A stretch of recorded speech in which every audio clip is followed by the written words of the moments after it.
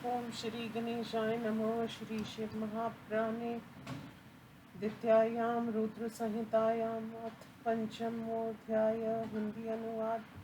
सूत जी ने कहा, हे ब्राह्मणों, विष्णु भगवान के अंतर ध्यान हो जाने के बाद मुनिवर नारद भक्ति पूर्वक शिवलिंगों को देखते हुए भूतल पर विचरण करने लगे। हे ब्राह्मणों, भूमि पर विचरण करने से उन्होंने अनेक शिवलिंगों को प्रेम से देखा जो भक्ति तथा मुक्ति को देने वाले थे। तदंतर दिव्य दर्शन नारद जी भूतल पर विचरण कर रहे हैं ऐसा जानकर वे दो शिवगण शांत वाले नारद जी के पास गए।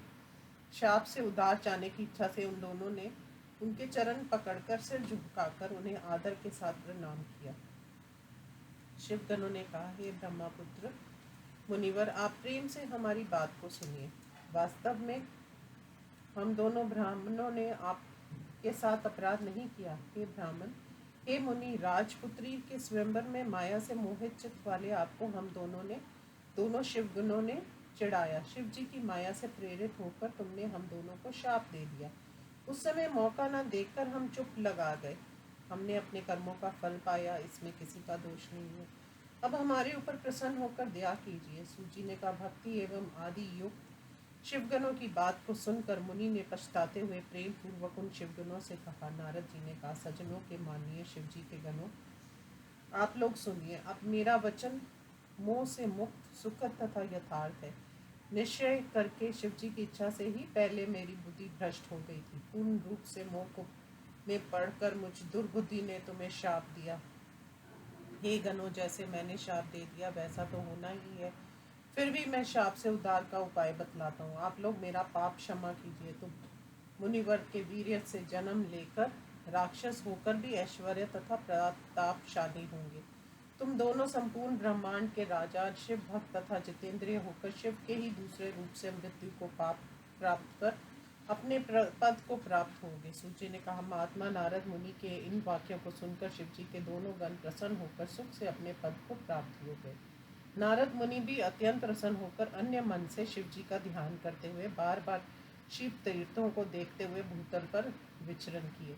वह मुनि शोभा में सबसे ऊपर विराजमान शिव की प्यारी, शिव जी को सुख देने वाली तथा शिव स्वरूपनी काशी में पहुंचकर काशीनाथ से युक्त काशी को देखकर के कृतार्थ हो गए और अत्यंत प्रसन्नता के साथ आनंद मगन होकर उन्होंने शिव जी की पूजा की। आनंद के साथ उस काशी का सेवन कर मुनिवर सफल मनोरथ हो गए। भक्ति से नम्र होकर उनकी गुण गाथा का वर्णन करते हुए और उनका स्मरण करते हुए प्रेम से व्याकुल हो गए। शिव जी का स्मरण करने से सद्बुद्धि वाले नारद जी विशेष करके शिव तत्व को जानने की इच्छा से तदंतर ब्रह्मालोक को चले गए।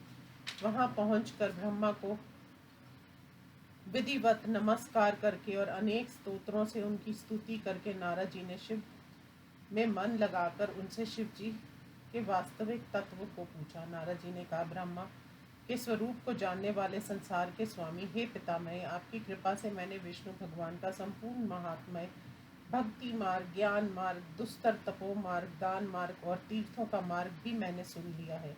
हे स्वामी, मैं शिव तत्व को नहीं जान सका। क्रम से पूजा की विधि को तथा उनके अनेक चरित्रों को भी आप मुझसे कहिए। हे तात, निर्गुण होते हुए भी शिव जी सगुण कैसे हो गए? शिव जी की माया से मोहित होकर मैं शिव तत्व को नहीं जानता हूँ। सृष्टि से पहले शिव जी अपने रूप में कैसे रहते थे, वे ही सृष्टि से मध्य काल में किस प्रकार क्रीड़ा करते हैं और अंत में महेश्वर किस प्रकार रहते हैं। समस्त संसार का कल्याण करने वाले शिव जी कैसे प्रसन्न होते हैं? हे ब्राह्मण, वे शिव जी संतुष्ट होकर अपने तथा दूसरे देवताओं के भक्तों को क्या फल देते हैं, ये सब मुझसे कहिए। हमने सुना है कि भगवान शंकर शीघ्र प्रसन्न हो जाते हैं। दयालु शिव जी भक्त को कष्ट में देखना नहीं चाहते हैं। ब्रह्मा, विष्णु, शिव ये तीनों ही देवता शिव के अंश से उत्पन्न हैं। उनमें महेश ही पूर्णाश है और शिव ही परम तत्व है। हे स्वामिन, विशेष करके शिव का आविर्भाव कैसे हुआ और उमा का आविर्भाव और इन दोनों का विवाह कैसे हुआ, ये इसे कहिए। विशेष करके उनके गृहस्थ तथा उनकी अन्य लीलाओं को भी कहिए। हे निष्पाप, और भी उनके संबंध की कथाएं कहिए। शिव जी की उत्पत्ति, उमा का आविर्भाव और उनका शिव के साथ विवाह की चर्चा को विशेष रूप से कहकर कार्तिकेय के जन्म का भी वर्णन कीजिए। हे संसार के स्वामी, यद्यपि ये वृत्तांत मैंने पहले अनेक लोगों से सुने हैं, परंतु मुझे तृप्ति नहीं हुई, इसलिए आपके शरण में आया हूँ। मेरे ऊपर दया कीजिए। इस प्रकार अपने पुत्र नारद की बातों को सुनकर संसार के पितामह ब्रह्मा ब्रह्मा जी कहने लगे। इस प्रकार शिव महापुराण में नारद प्रश्न वर्णन नामक 5वां अध्याय समाप्त। अथ षष्ठो अध्याय। हिंदी अनुवाद। ब्रह्मा जी ने कहा, हे ब्राह्मण, विद्वानों में श्रेष्ठ आपने अच्छा प्रश्न किया, क्योंकि आप संसार का उपकार करते हैं। ये प्रश्न भी आपने जनता के हित के लिए ही किया है। जिस कथानक को सुनने से सभी के पापों का नाश होगा, उस कल्याणकारक शिव तत्व को मैं आपसे कहता हूँ। यथार्थ रूप से मैं तो शिव तत्व को नहीं जानता, और न ही कोई दूसरा ही जानता है। केवल उस परम और अद्भुत रूप को विष्णु भगवान जानते हैं। जब महाप्रलय काल में स्थावर तथा जंगम जगत नष्ट हो गया और सूर्य ग्रह तथा तारों के अभाव में केवल अंधकार ही शेष रह गया था, तब चंद्रमा, दिन, रात, अग्नि, वायु, भूमि, जल कुछ नहीं रह गया था। प्रधान आकाश किसी भी तेज से रहित हो गया था। उस समय शब्द, स्पर्श आदि कुछ नहीं रह गए थे। गंध, रूप, रस, दिशा और सभी अदृष्ट अप्रकट हो गए थे। इस प्रकार लगातार अत्यंत अंधकार को हो जाने पर तत् सद ब्रह्मा ये सुनकर उसी सत को भक्त प्राप्त कर लेता है। जब इस प्रकार सत तथा असत कुछ नहीं रह गया, जिसे योगी जन अपने हृदयाकाश में निरंतर देखा करते हैं, जो मन तथा वाणी के अगोचर हैं, जो किसी इंद्रिय का विषय नहीं हो सकता, जो नाम रूप तथा वर्ण से रहित है, जो न स्थूल है न कृषि है, जो हर्ष, दीर्घ, लघु तथा गुरुत्व से रहित है, जिसमें वृद्धि तथा ह्रास नहीं है, वेद भी चकित होकर जिसे सत्य, ज्ञान तथा अनंत स्वरूप परानंद परम पुरुष कहते हैं, जिसे प्रमाण, आधार, विकार तथा आकार रहित कहते हैं, जो निर्गुण योगियों द्वारा प्राप्त होने योग्य, सर्वव्यापक एवं एकाकार है, निर्विकल्प, आरंभ, माया, उपद्रव आदि अंत तथा विकार रहित, अद्वितीय एवं चैतन्य स्वरूप, जिसकी इस प्रकार संज्ञा तथा संज्ञोतिताएं त्यां बदलती रहती हैं, उसे कितने समय के बाद दूसरे की इच्छा एको हम बहु श्याम हुई, अर्थात मैं अकेला हूँ, मेरे अनेक रूप हो जाए, उस निराकार ने अपनी लीला से सभी ऐश्वर्य तथा गुणों से युक्त, सभी प्रकार के ज्ञान से युक्त शुभ मूर्ति की रचना की, जो सर्वत्र गमनशील, सब प्रकार के रूपों वाली, सब कुछ देखने वाली, सब करने की शक्ति वाली, सभी के प्रणाम के योग्य, सबसे प्राचीन, सदैव सबको संस्कृत बनाने वाली है। ईश्वर संबंधी उस शुद्ध मूर्ति की रचना करके वह अद्वितीय, अनादि, अनंत, सर्वाभास, चैतन्य स्वरूप, सर्वत्र गमन करने वाले अविनाशी पर नामक ब्रह्मा अंतर्ध्यान हो गए। अमूर्ति पर तत्व की ही मूर्ति सदाशिव है। इसी को प्राचीन तथा आधुनिक विद्वान ईश्वर कहते हैं। उस अकेले ईश्वर ने अपने ही शरीर से स्वच्छंद विचरण करने वाली एक अविनाशिनी शक्ति को प्रकट किया। वही प्रधान प्रकृति, गुणवती, सर्वश्रेष्ठ माया है। वही बुद्धि तत्व को की जननी है। इसी को विकार रहित कहते हैं। वही शक्ति अंबिका, प्रकृति, तीनों लोगों की ईश्वरी कही जाती है। तीनों देवताओं की जननी, नित्या तथा सृष्टि का मूल कारण कही जाती है।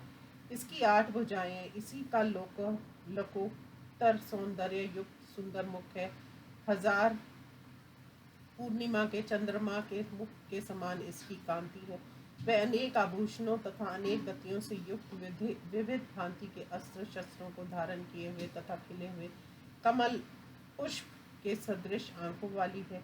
अचिंतनीय तेज से युक्त समस्त अचर को उत्पन्न करने वाली वह अकेली माया जब संयोग वश अनेक रूप धारण करती है, तब वह परम पुरुष ईश्वर शिव शंकर, जिनका कोई स्वामी नहीं है, सिर पर गंगा को धारण करने वाले, माथे पर चंद्रमा तथा 3 नेत्र, 5 मुख वाले, प्रसन्न आत्मा, 10 भुजाओं वाले, त्रिशूलधारी, कपूर के समान गौरव वर्ण वाले, शरीर पर भस्म लगाए हुए उस काल रूपी पार ब्रह्मा ने उस शक्ति को लेकर एक साथ ही शिवलोक नामक क्षेत्र का निर्माण किया।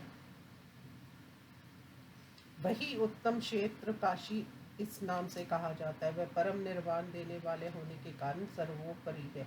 सबके मन को रमाने वाले उस क्षेत्र में परम आनंद स्वरूप, उन दोनों के रमन करने से परम आनंद रूपी, हे मुनिवर, प्रलय काल में भी शिव पार्वती का कभी वियोग न होने के कारण ही काशी को अविमुक्त क्षेत्र कहते हैं। प्राचीन काल में शिव जी ने इस क्षेत्र का नाम पहले आनंद वन और बाद में अविमुक्त रखा था। हे देव ऋषि नारद, आनंद वन में रमन करते हुए शिव पार्वती के मन में इच्छा हुई कि किसी दूसरे पुरुष का निर्माण किया जाए, जिसके ऊपर अपने इस महासागर को डालकर हम दोनों स्वच्छंद होकर वैराग्य धारण कर केवल पुरी में निवास कर सकें। वही सदा सब कुछ करे, वही रक्षा करे और अंत में मेरे अनुग्रह से वही सृष्टि का संवरण भी करे। चिंता रूपी लहरों से चलाए मान, चिंता रूपी समुद्र को बटोर कर रजोगुनी रूपी विद्रुम से विस्तृत तमोगुण को खा जाने वाले सतगुण रूपी रतन को प्राप्त कर, जिसके प्रसाद से हम दोनों बाहरी चिंताओं से चिंतित उस व्यक्ति के ऊपर अपनी मानसिक वृत्तियों को डालकर आनंद वन में सुख पूर्वक रहेंगे, ऐसा विचार कर उस सर्वव्यापक भगवान ने उस पराशक्ति के 10वें अंक योनि में सुधा रूपी आसव का प्रयोग किया।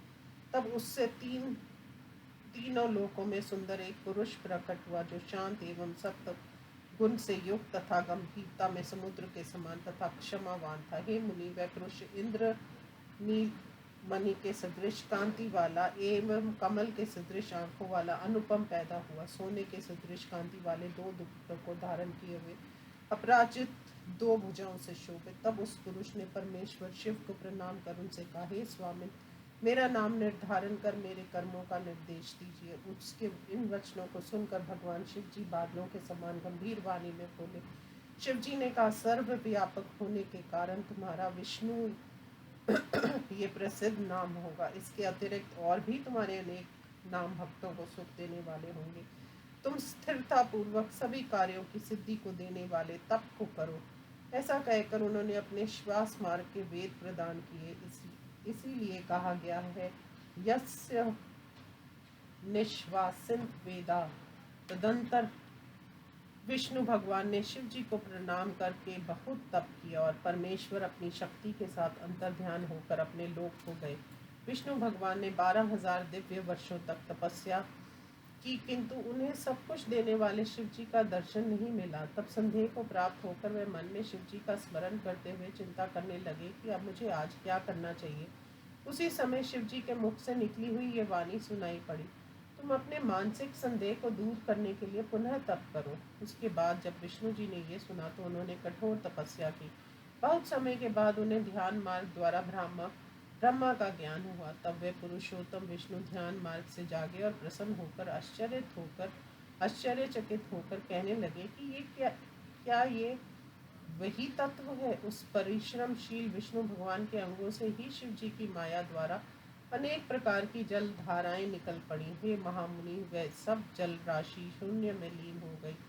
वह जल ब्रह्मा रूप हो गया, जिसका स्पर्श करने मात्र से पापों का नाश हो जाता है। तब विष्णु भगवान थक कर परम प्रसन्न तथा मोहित होकर बहुत समय तक उसी जल में सोए रहे। उस समय उनका ये नारायण नाम श्रुति सम्मत हो गया। उस समय प्रकृति तथा पुरुष के अतिरिक्त और कुछ भी नहीं था। हे महामति, हे बुद्धिमान, उसी समय उस महापुरुष में से अनेक तत्व प्रकट हुए।